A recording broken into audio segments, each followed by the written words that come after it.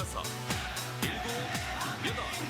하나, 둘, 셋, 넷, 다섯, 여섯, 일곱, 여덟. 한 번 더. 하나, 둘, 셋, 넷, 다섯, 여섯, 일곱, 여덟. 하나, 둘, 셋, 넷, 다섯, 여섯, 일곱, 여덟. 하나, 둘, 셋, 넷, 다섯, 여섯, 일곱, 여덟. 하나, 둘, 셋, 넷, 다섯, 여섯, 일곱, 여덟. 자, 시작해 볼까요? 자, 시작해 보겠습니다. 다 들어오셨나요? 이런 일이 있었다고 합니다. 어떤 예화를 한번 들어볼게요. 어떤 유명한 무신론자의 딸이 죽어가고 있습니다. 그 유명한 무신론자의 딸이 죽어가고 있는데 그 딸이 아버지에게 물어봅니다. 아빠, 엄마는 천국이 있다 하고 아빠는 천국이 없다고 하는데 아빠, 나는 누구의 말을 믿어야 돼요? 이렇게 물어본다고 합니다. 그럼 그 무신론자의 말은 이렇다라고 합니다. 얘야, 엄마 말 믿어라. 무신론자, 죽어가는 자기 딸 앞에서 그 무신론자도 자기의 생각보다는 엄마의 말을 믿으라고 합니다. 우리가 정말로 죽음 앞에 서게 되면 그 마음의 양심의 소리가 정직해질 수밖에 없습니다. 어떤 사람도 죽음을 맞이했을 때 내가 예수를 괜히 믿었다라고 말하는 사람은 아무도 없다는 거예요. 아까 제가 말씀드렸듯이 하나님이 없다라고 생각하고 죽는 사람, 하나님이 실제로 계신데 없다라고 죽었을 때, 그리고 있다라고 생각하고 죽었을 때 어떤 것이 더 이익인지 말씀드렸잖아요. 우리는 오늘 선택해야 되는 것을 말씀드리고 있습니다. 제가 말씀드리고 싶은 것은 이 땅에서 잘 먹고 잘 살자는 것이 아니에요. 하나님이 실제로 살아계시고, 아까 하나님 영이시라고 했죠. 눈에 보이지 않는 분이라고 했습니다. 그 눈에 보이지 않는 하나님은 자기와 같은 영을 우리에게 넣어주셨어요. 그래서 죽음 이후가 끝이 아니라는 거예요. 죽음 이후가 끝이 아니기 때문에 그 무신론자도 그 죽음의 앞에 가서 그 자녀의 딸의 죽음 앞에서 그는 차라리 엄마의 말을 믿으라고 정직한 고백을 하고 있습니다. 사람은 그 누구도 죽음 앞에 가서 정말로 이것이 끝이다라고 말할 수 있는 사람은 아무도 없습니다. 히브리서 9장 27절 한번 보도록 하겠습니다. 히브리서 9장 27절.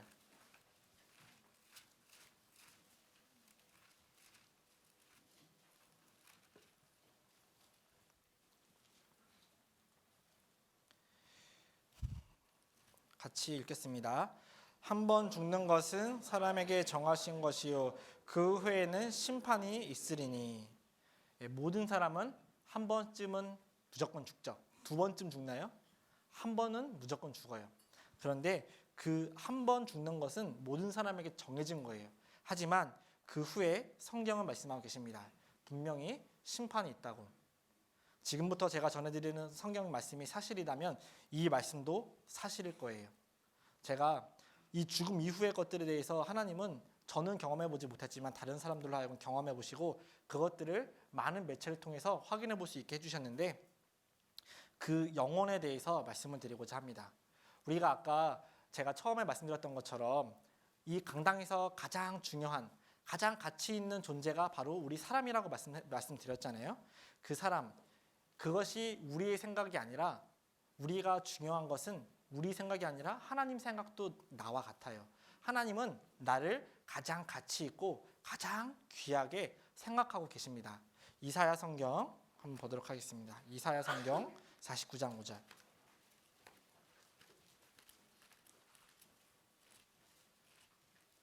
이사야 성경 49장 5절입니다. 또 같이 읽겠습니다. 나는 여호와 보시기에 존귀한 자라. 나의 하나님이 나의 힘이 되셨도다. 여기까지 읽겠습니다. 나는 여호와 보시기에 존귀한 자라. 나의 하나님이 나의 힘이 되셨도다. 하나님이 우리를 존귀하게 보시고 계세요. 왜 하나님은 우리를 존귀하게 보실까? 내가 뭐가 잘나서, 내가 뭐가 대단하다고 하나님이 나를 존귀하게 생각할까요? 나를 존귀하게 여길 만한 나의 귀중한 것이 있나요? 나에게 아무도 없는 특별한 능력과 재능이 있으십니까? 있으시죠? 예, 뭐 있으시면 뭔지 말해보세요. 자, 모르잖아요. 우리는 왜 우리가 같이 있는지 알 수 없어요. 그런데 예를 들어 보면 금방 이해할 수 있어요. 저에게 이 세상에서 가장 존귀한 사람이 있는데 사실 저 자신이 아니라 제가 낳은 3명의 아들, 딸이에요. 제가 낳은 3명의 아이들은 저에게는 그 무엇과도 바꿀 수 없는, 저에게는 생명보다도 더 존귀한 아이들이거든요. 그 아이들이 다른 집 아이들보다 특별히 이뻐서가 아니에요. 다른 집 아이들보다 똑똑해서도 아니고요. 다른 집 아이들보다 몸매가 잘 빠지고 말을 잘 들어서도 아니에요. 제가 그 아이들을 존귀하게 생각하는 이유는요, 그냥 제 새끼라서 그래요. 뭐 특별한 이유 있나요? 제 새끼라 그래요. 제 새끼라는 이유는 저를 닮았어요. 저를 닮았거든요. 그래서 저는 그 아이들을 너무나도 사랑합니다. 너무나도 존귀하게 생각을 해요. 하나님이 우리를 존귀하게 생각하신 그 이유는요, 내가 뭐가 특별해서가 아니에요. 내가 뭔가 잘나서도 아니에요. 나를 만드시고 하나님의 형상이 내 속에 들어와 있기 때문에 그래요. 창세기 1장 27절에 그렇게 적혀 있습니다. 창세기 1장 27절.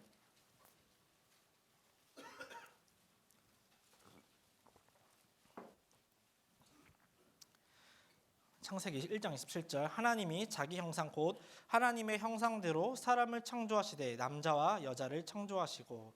자, 여기 하나님의 형상대로 사람을 창조했다고 되어 있습니다.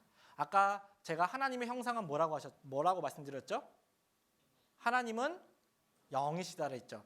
하나님이 창조하신 것은 지금 우리 눈에 보이는 멋진 남자, 예쁜 여자분들의 그 눈에 보이는 모습을 창조하신, 그것을 하나님 형상대로 창조하셨다는 게 아니라 우리 속에 있는 하나님을 닮은 것, 하나님의 형상은 영이기 때문에 하나님은 우리 속에 영을 집어넣으시고 그 영을 누구보다 존귀하게 생각하고 계시다는 거예요.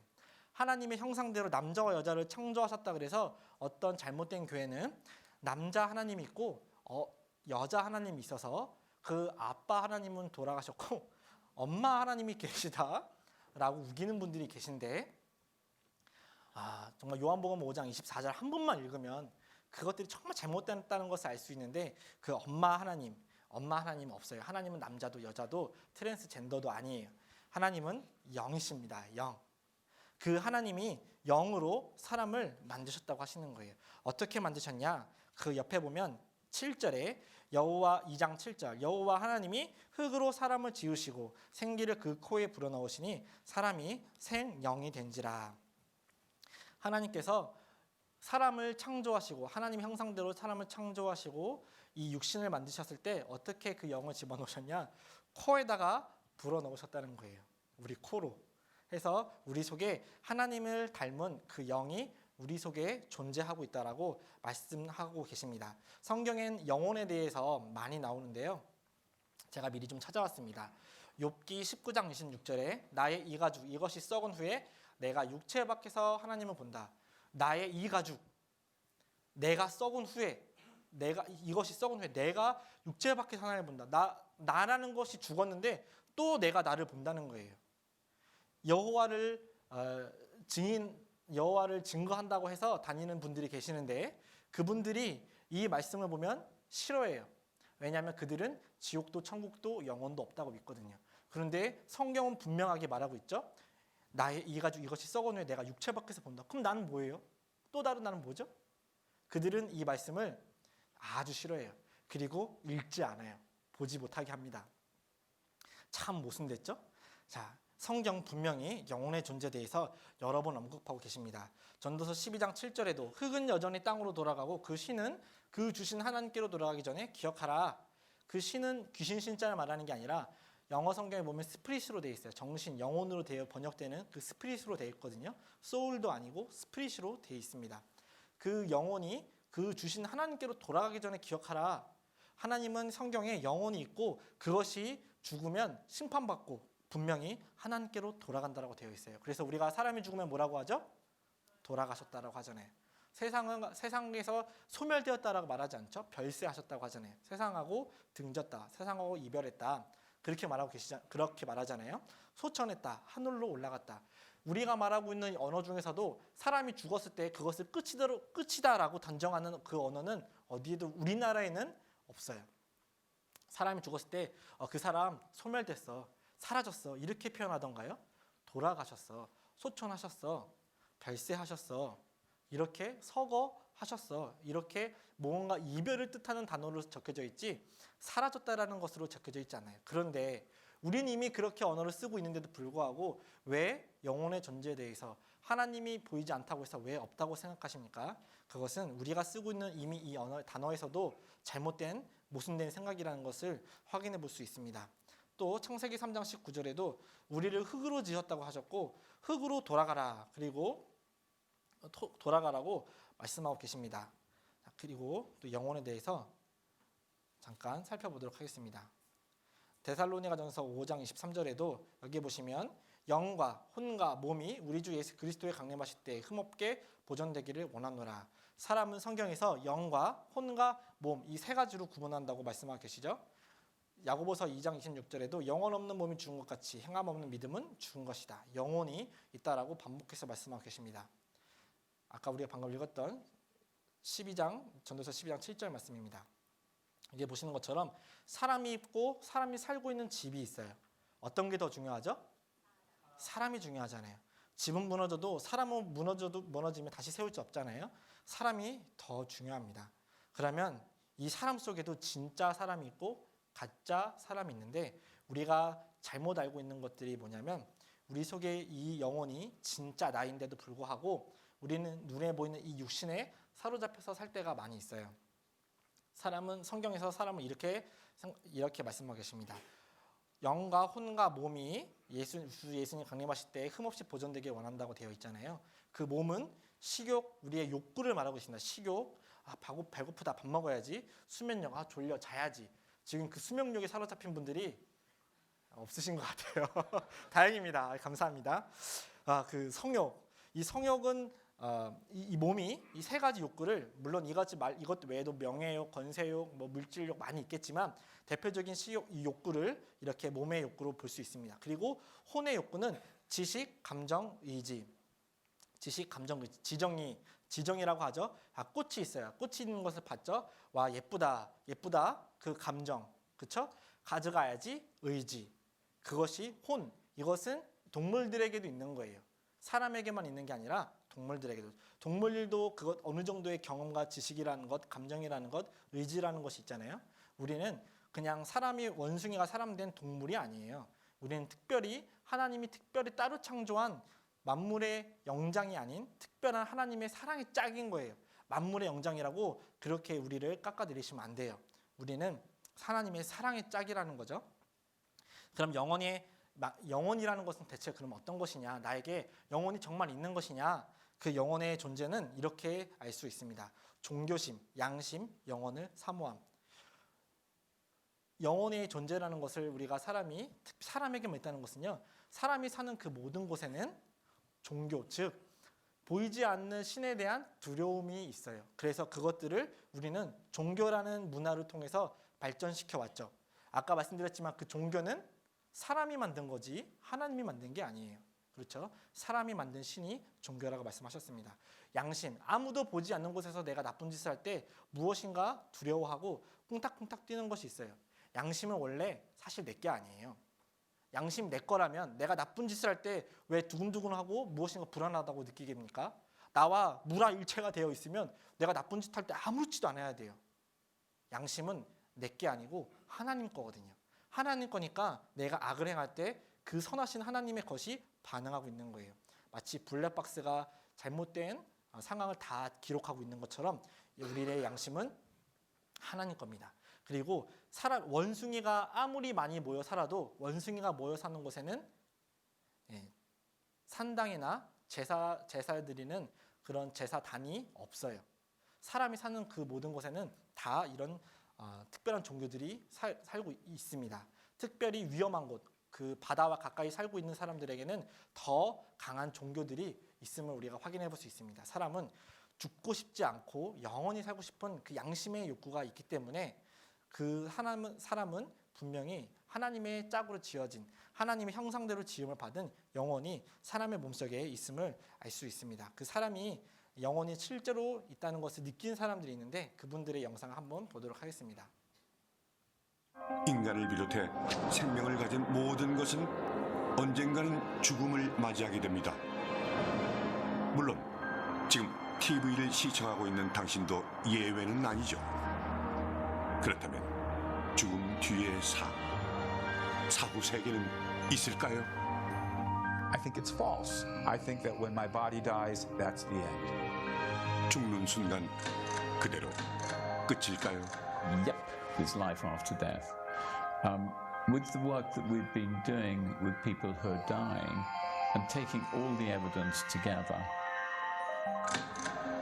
아니면 영혼이 육체를 빠져나와 일명 사후 세계라고 불리는 곳으로 옮겨가는 것일까요? En vervolgens schiet ik in een tunnel. En ik word opgewacht door een wezen. And so wonderful that I didn't want to come back up. En de ervaring zelf veranderde mij totaal. Ik kon er alleen geen woorden aan geven. Het was echt... 네덜란드의 심장 전문의 핀반 롬멜 박사는 근사체험을 의학적으로 연구해 인정받은 전문가입니다. 롬멜 박사는 논문 심사가 까다롭기로 유명한 세계적인 의학 전문 학술지 란셋에 근사체험과 관련된 이 연구를 최초로 실은 의사입니다. 2001년 란셋에는 심장 정지 후 다시 살아난 근사체험자라는 롬멜 박사의 논문이 실렸습니다. 1988년부터 약 4년 동안 심장이 멈춰 사망 판정을 받았지만 기적적으로 소생한 환자 344명을 조사한 연구이죠. 자신이 죽었다는 사실을 기억한 62명의 환자들 중 41명은 근사체험에서 말하는 대표적인 경험을 했다고 증언했습니다. NDE's proof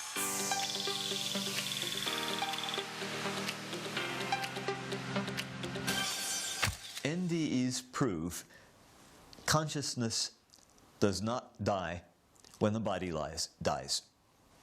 Consciousness does not die when the body dies. So if afterlife means consciousness continues, then in that case, near-death experience proves there is an afterlife. Do you believe in afterlife? So I do believe that. I might be wrong. I'm not trying to say that my beliefs are necessarily true in this respect. I don't believe in an afterlife, which to me makes me even more motivated to live life to the fullest. 자, 이 사람 말이 참 정직하죠? 사후 세계를 믿지 않는데요. 세계 없기 때문에 살아있는 순간에 최대한 즐기고 싶은 거래요. 왜 그러냐면 마음껏 죄 짓고 싶으니까 자기는 하나님 없었으면 좋겠다고 말하고 있는 거예요. 하나님 있으면 하고 싶은 거 못하고 즐길 수가 없거든요. 그렇기 때문에 사람들은 하나님이 없기를 바라고 있습니다. 하지만 분명히 하나님은 성경에 실제로 영원히 존재하고 있다라고 말하고 있습니다. 제가 간단한 예를 들어드릴게요. 여기 보면 장갑이 있죠. 더 예쁜 장갑을 가져왔어야 되는데 이게 가장 임팩트가 있는 것 같더라고요.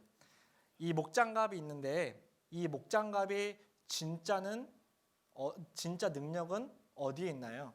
이 장갑이란 천대기의 능력이 있나요? 아니면 제 손에 있나요? 제 손이 진짜죠. 영혼은 마치 그런 것과 같은 거예요. 이 장갑이 아무리 많은 일을 할 수 있다라 하더라도 제가 여기서 손을 빼어버리면 이 장갑은 그냥 아무것도 아닌 쓰레기 같은 버려지는 그런 장갑이 되겠죠. 진짜 손이 다른 곳으로 가게 되면 이 장갑은 그냥 버려질 뿐이에요. 우리의 육체가 마치 진짜 손이 빠져나간 장갑처럼 우리의 육체는 진짜 내가 빠져나가면 하나님께로 가고 나면 나는 내 시체는 그냥 불태우고 땅에 묻을 수밖에 없는 아무 가치 없는 그런 몸뚱이라는 거예요. 그것에 너무 연연하고 살지 마시고 진짜 그 영원한 것이 있으니까 그것에 한번 생각해 보자고 말씀을 드리고 싶습니다. 이사야 성경 55장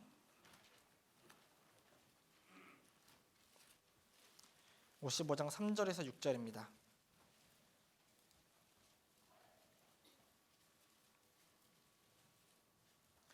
이사야 성경 3절에서 이사야 성경 55장 3절입니다. 같이 읽겠습니다. 너희는 귀를 기울이고 내게 나아와 들으라. 그리하면 너희 영혼이 살리라. 내가 너희에게 영원한 언약을 세우리니 곧 다윗에게 허락한 확실한 은혜니라. 영혼이 사는 방법. 너희는 귀를 기울이고 내게 나아와 들으라. 들어보라고 하시고 계시죠. 그리하면 여러분들의 영혼이 살아날 거예요. 하나님은 그 죽어가는 영혼을 말씀 앞에 나와서 살려주겠다라고 말씀하고 계십니다. 우리는 이 말씀을 들어봐야 해요. 이사야 성경 40장도 보도록 하겠습니다. 40장 26절.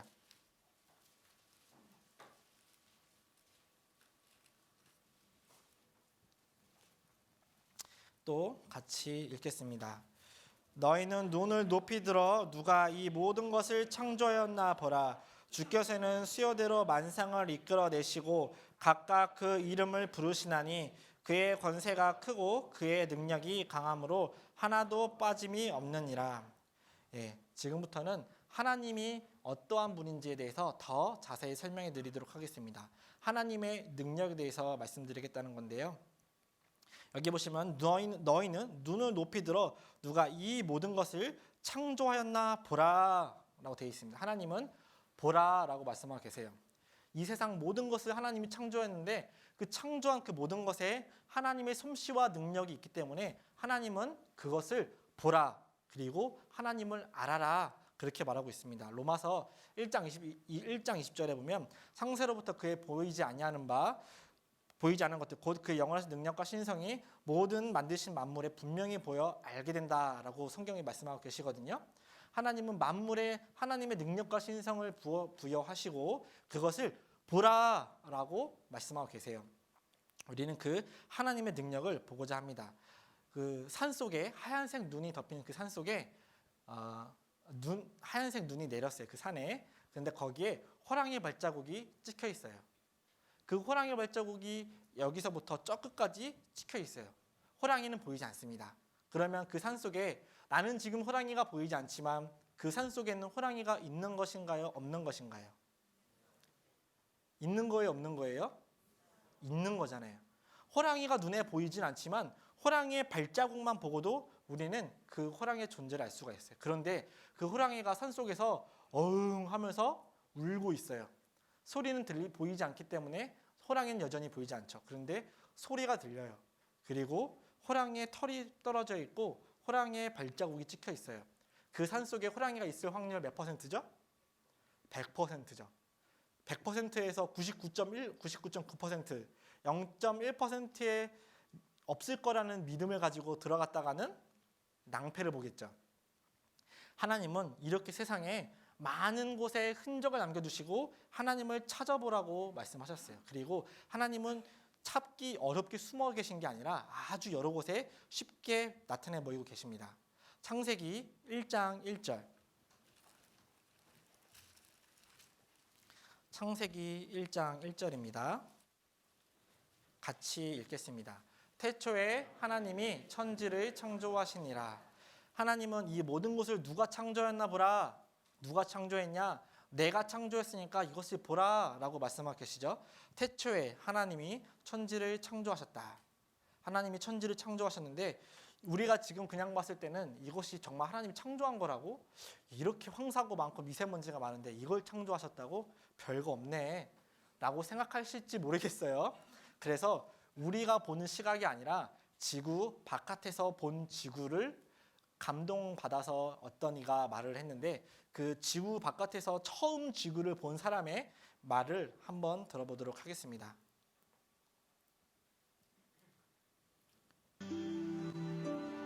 We appear to have a beautiful morning here for a flight to the moon.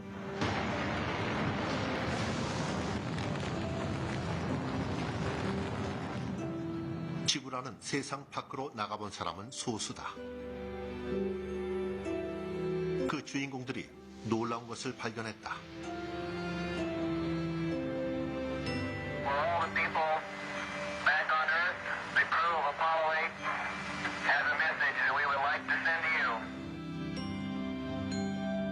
1968년 크리스마스 이브, 아폴로 8호가 달 저편의 어둠 속으로 들어갔다. In the beginning, God created the heaven and the earth. And the earth was without form. 승무원이었던 보먼과 로벨, 앤더슨은 최초로 지구가 보이지 않는 곳에 가본 사람들이다. And God said, let there be light. And there was light. And God saw the light. That it was good. 우주선이 달의 어두운 쪽으로 벗어나자 지구의 모습이 시야에 들어왔다. 우주의 하나뿐인 푸른 행성 같았다. 승무원들은 공허한 우주에 홀로 존재하는 듯한 지구를 보고 지구인들에게 창세기를 들려주기로 했다. And God called the dry land earth. And the gathering together of the waters called he seas. And God saw that it was good. 이는 세상이 어떻게 창조됐는지에 대한 이야기다. 수많은 문화에 이런 창조설화가 있다. 인간에게는 자신의 기원을 설명하고자 하는 욕망이 있다. 아폴로 우주선의 비행사들도 느꼈겠지만 지구가 형성된 과정을 알면 알수록 생명의 보금자리인 지구가 얼마나 귀하고 소중한 곳인지 깨닫게 된다.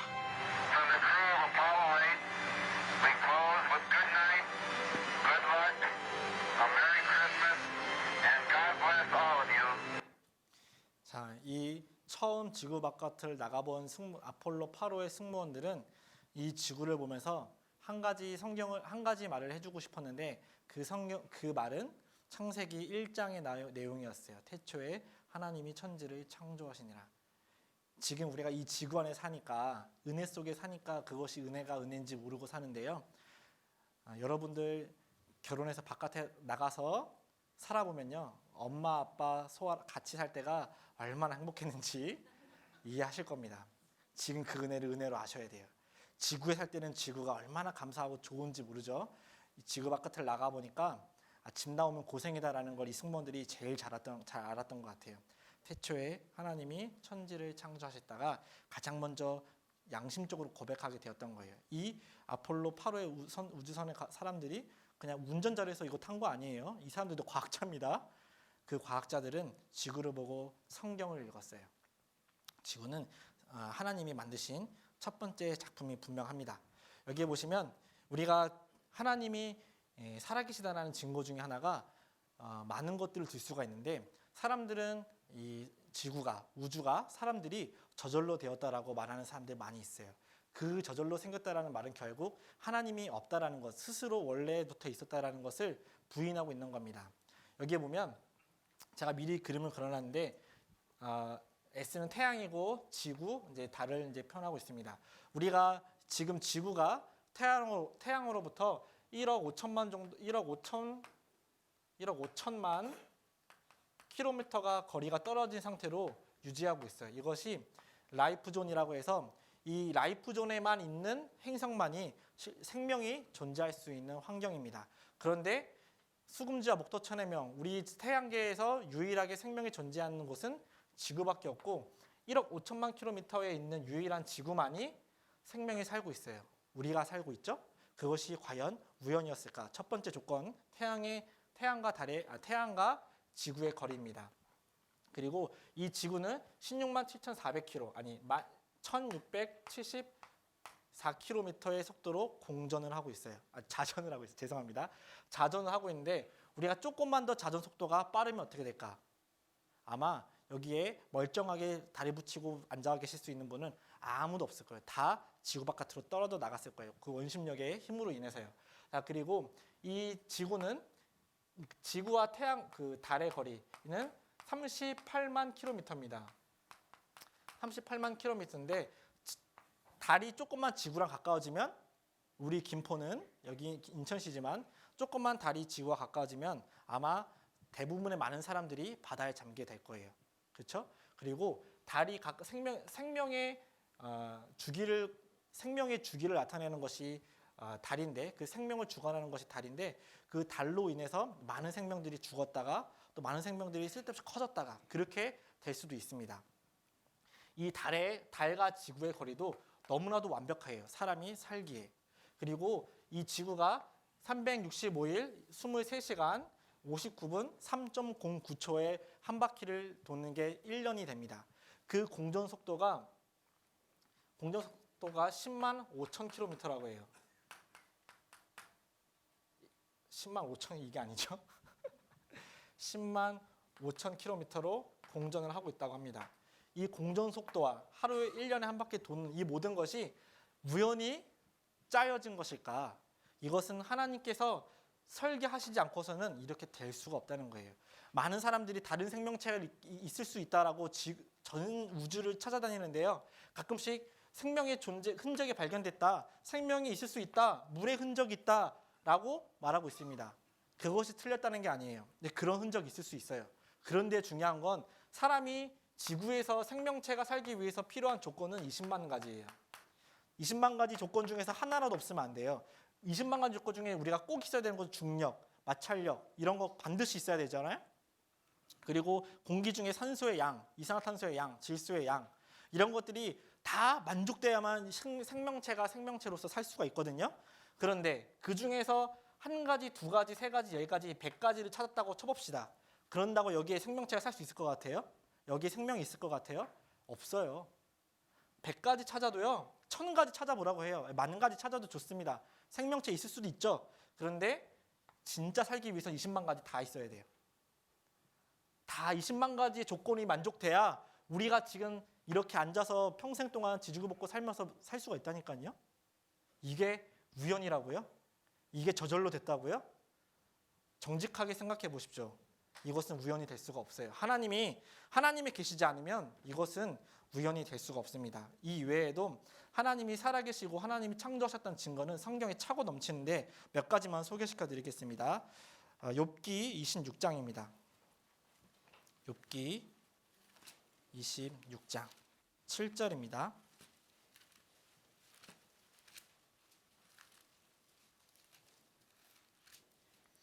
26장 7절 같이 읽겠습니다. 그는 북편 하늘을 허공에 펴시며 땅을 공간에 다시며 여기까지 읽겠습니다.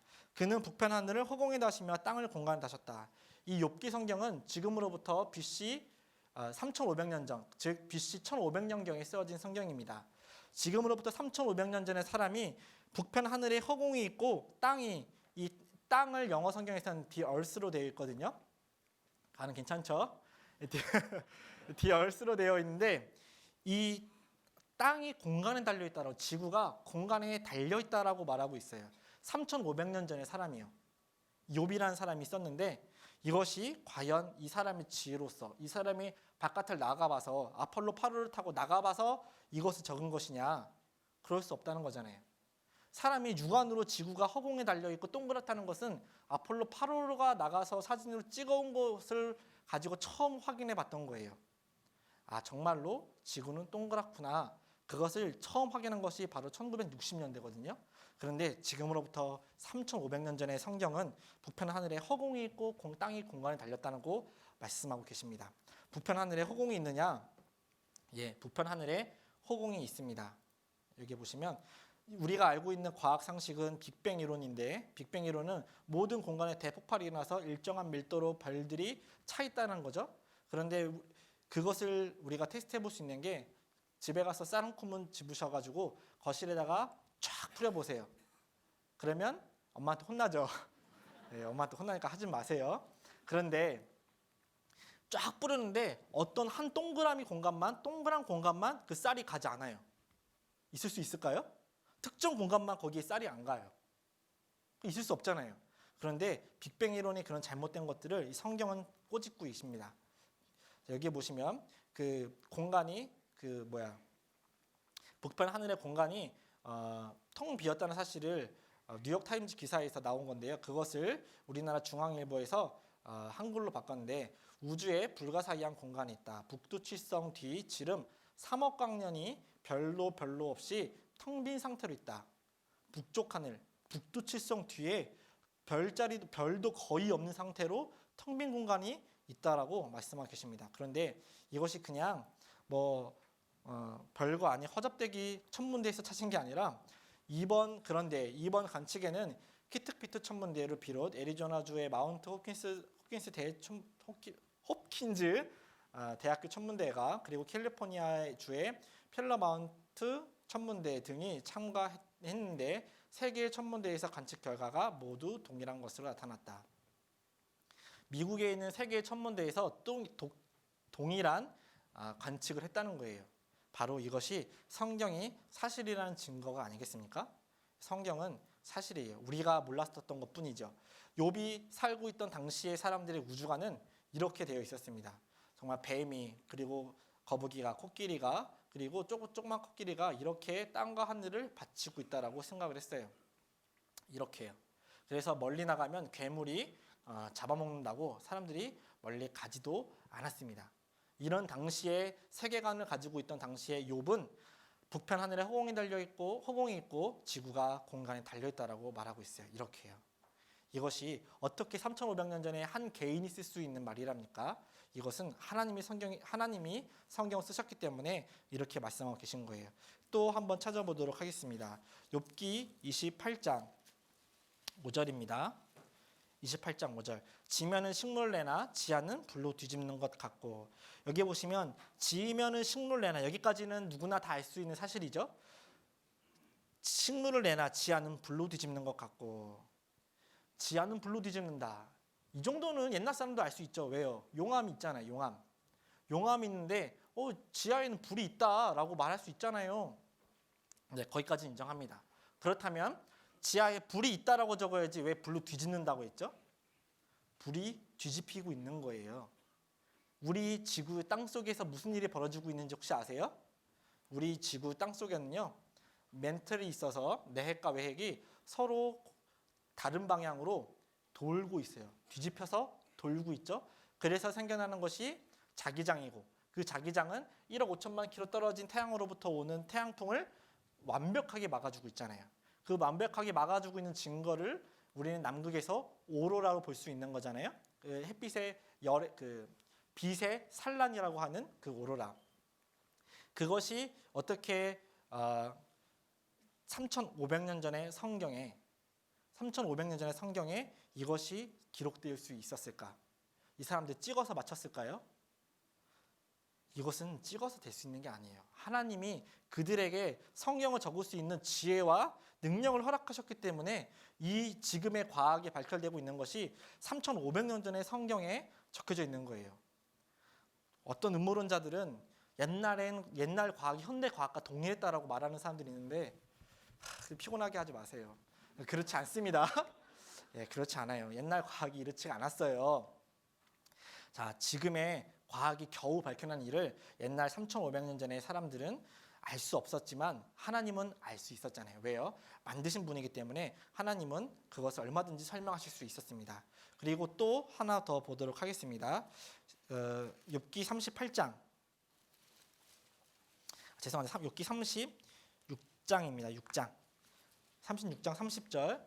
그가 번갯빛으로 자기의 사면을 두르시며 바다 밑도 가리우시며 이런 것들로 만민을 징벌하시며 이런 것들로 식물을 풍부히 주신다. 하나님이 번갯빛으로 사면을 두르시고 바다 밑도 가리우시고 이런 것들로 만민을 징벌하신다. 여기까지는 우리 다 알죠. 하늘 무서운 줄 알아라. 그리고 번개 치면 무섭잖아요. 그런데 이 번갯빛으로 식물을 풍부히 준다. 번개가 식물들을 풍부히 준다. 그게 무슨 말이냐? 이 번갯빛이 식물들의 질소의 근원이 되고 있다라고 말하고 있습니다. 이 번갯빛. 식물들이 풍부히 주고 있는데요. 이 바위틈에서 자라는 이 소나무들이 어떻게 해서 이렇게 잘 자랄 수 있을까? 이들이 자랄 수 있었던 이유는 바로 번개는 생명체 최대 질소원이다. 기존 뿌리혹 박테리아서를 뒤집어 연간 10억 톤 질산동으로 고정화된다. 이것을 알아낸 것이 1995년, 지금으로부터 약 20년 전이에요.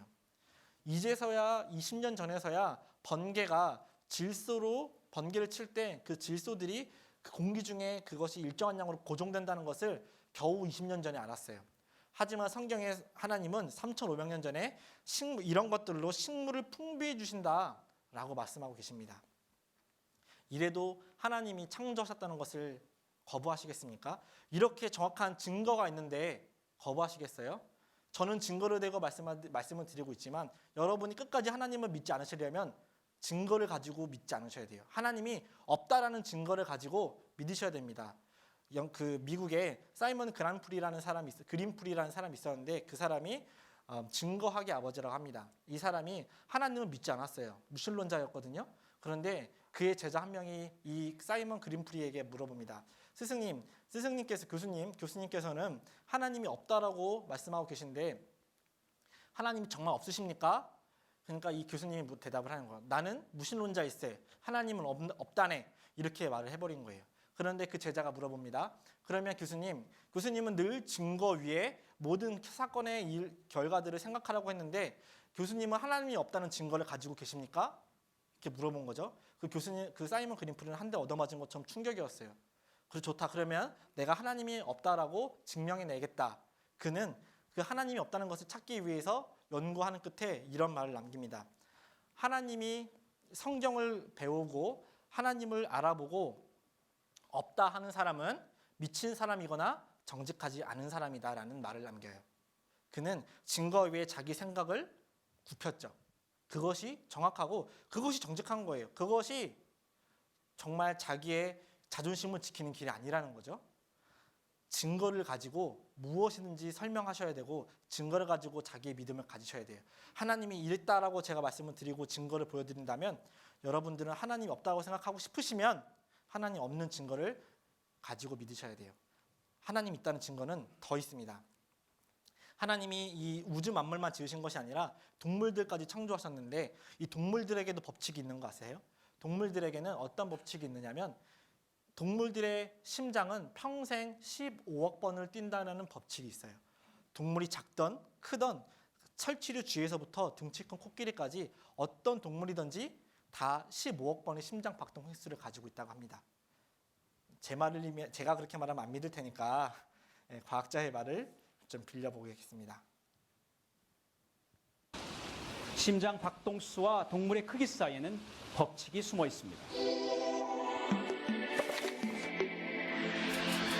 코끼리의 체중은 4,000kg, 심장은 1분에 30번 뜁니다.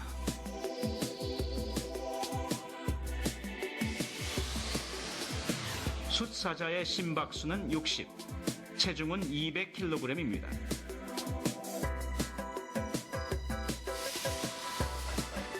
그리고 가장 작은 포유류인 쥐는 분당 심박수가 800입니다.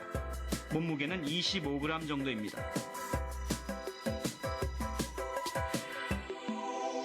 그런데 모든 포유류의 심박수는 크기에 맞춰 일정한 비율을 가집니다. 한 줄로 그을 수 있을 정도로 규칙적입니다. 이처럼 크기와 심장 박동은 모든 포유류를 연결하는 법칙입니다. 그런데 크기와 관계되는 법칙이 심박수만 있는 것은 아닙니다.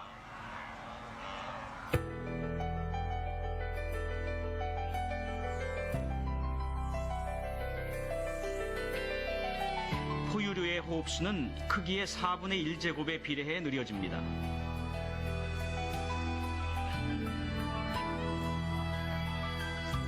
피가 몸을 한 번 도는 시간도 크기에 따라 일정한 비율에 따릅니다.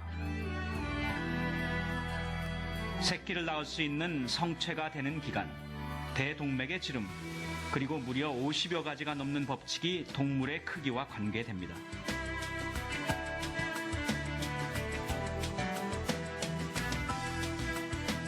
그 중에는 수명의 법칙도 있습니다. 동물의 크기가 커질수록 수명도 일정한 비율로 늘어납니다. 심장 박동수와는 반대되는 기울기입니다. 이 두 직선을 곱하면 일정한 기울기가 나오고 그것은 숫자로 나타낼 수 있습니다.